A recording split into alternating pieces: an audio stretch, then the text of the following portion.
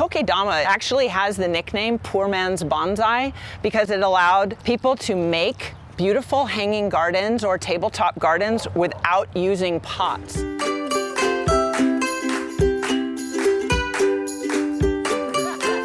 Hi everyone, I'm Jennifer, co-owner of The Secret Garden, and today we're going to make a Kokedama ball. All the tools that you need for this are really simple.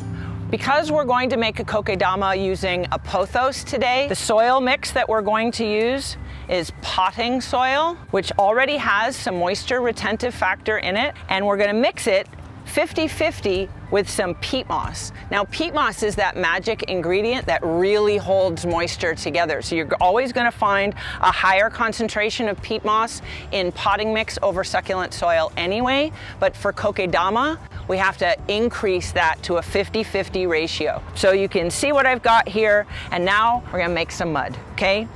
So we're gonna keep adding water into this and blending. Kokedama is a Japanese art form that's been around for hundreds of years. It actually has the nickname poor man's bonsai because it allowed people to make beautiful hanging gardens or tabletop gardens without using pots. They were able just to encapsulate the plant into some moss and not spend the money on a pot, which I think is kind of magical. Kokedamas became really popular again in the last few years, traveling around the Pinterest and Instagram world, and I became fascinated with them.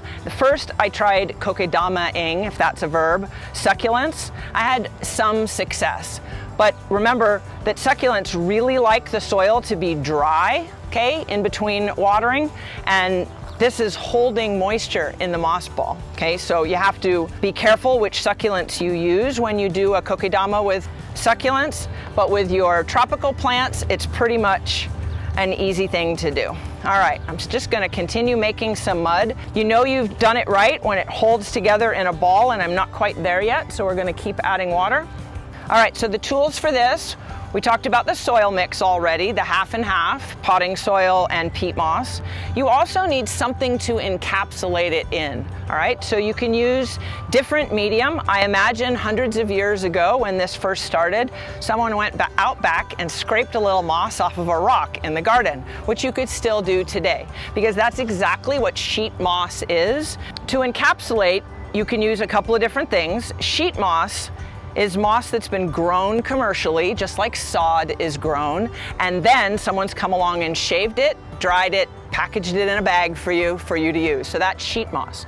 There's also artificial sheet moss, which you can buy at hobby stores. Okay, this will also work. Just peel that backing off and you can use the artificial. I've used all of these, but my favorite to use is sphagnum, okay? You can buy sphagnum at a hobby store or a nursery. So everything's pretty much readily available for you to get. All right, can we make a mud pie yet? I grew up in Canada. We were good at making snowballs. Let's see if we can get one of these tossed over there. Yep, there we go. We've got a great mixture going right there. So all we need to do for this project is take the plant of choice out of its pot. We're going to take some of this soil off, and it can just be blended in with this new mixture we've got. It won't hurt anything. The idea here is to make a mud ball with one hand, okay? Lay your plant material on top of that and give it a squeeze. So I'm trying to get the Kokedama mixture, my peat moss potting mixture, to adhere to the plant, all right? At the same time, I'm going to take some common twine and I'm going to just give it one wrap. This isn't holding it together so much as just getting the beginning of my wrap hidden within the ball. Now I'm going to take more of my mud mixture and I'm going to finish making my ball. Put some pressure on it. You'll see the water squeeze out. That's fine. And just keep working it around until you can see that the roots are covered. The roots are going to be pulling their moisture from this soil. But you don't want to make the ball so big that you can't hold it in your hands, otherwise it's really hard to then wrap the moss around it. All right, so I've got a piece of string coming out of the middle of the ball. Tricks of the trade, keep it in a pot, otherwise your ball of twine will end up across the floor somewhere. And now we're ready for some moss. This sphagnum has been soaked in water just so that it is moist and easy to work with and pliable, still dripping. And now what I'm going to do is start packing the moss on. As soon as I do that, I want to start wrapping a little bit because I won't have enough fingers to hold this all together. So the twine is going to now hold what I've put on together so I can work my way around. The thickness of the sphagnum is not that important other than you don't want to see soil. If you see soil, then that's a place for that soil to come out of the ball, and we don't want that. We want everything to stay encapsulated. So I'm going to wrap and pack and wrap and pack and get it on, and then I'll work to make it pretty.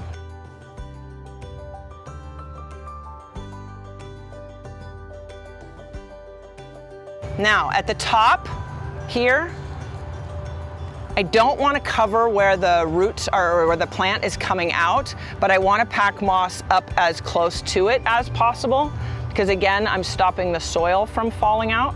Around and around, this part will kind of disappear. You can use twine, you can use hemp, you can use fishing line, you can use anything you want to do the tie. Over time, twine does break down. So a couple of years from now, if it's been exposed to in and out of a water bath once a week, you may have to re-tie the twine back on there. Now what I'm going to do is start with the rope at the very bottom.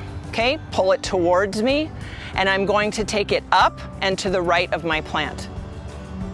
I'm working like on a globe, going south to north, and every time I come to the bottom, I'm going to go slightly to the right of where I was before.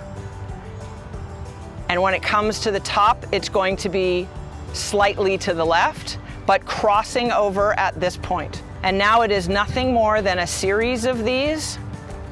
As it crosses at the top, if you can just think to yourself, come up to the right, go down to the left. It goes around and around the ball. You can do this all the way around until you like it, but what we're doing is we are making sure that none of this moss falls off now.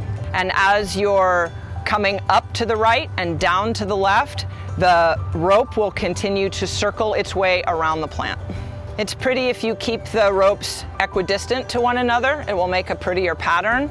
And at a certain point, they will start to cross each other. I don't know if you can see here where now you have ropes going this way and you also have ropes going that way. Okay? And you can stop at any point.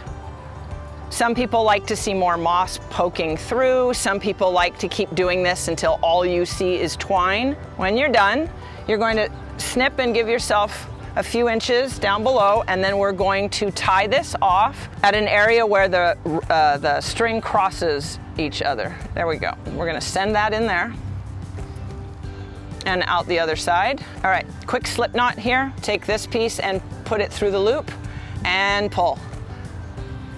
You can do a couple of those if you want to secure it because you don't want it to unravel. Snip to a smaller piece and now just shove that inside with the end of your scissors and it will disappear.